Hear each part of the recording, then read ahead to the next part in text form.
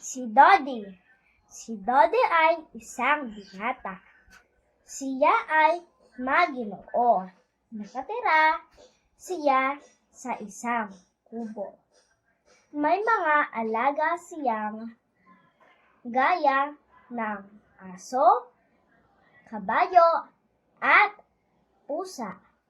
May puno rin ng upo at abukado sa tabi ng kubo.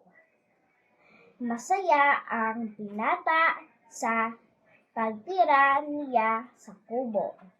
Tanong, sino ang binata? Si Dodi. Number 2, saan siya nakatira? Sa kubo. Number 3, ano-ano ang kaniyang alaga? Aso, kabayo, at pusa. Number 4, anong puno ang nasa tabi ng kubo? Merong upo at abukado.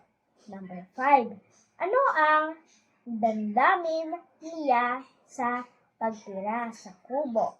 Masaya.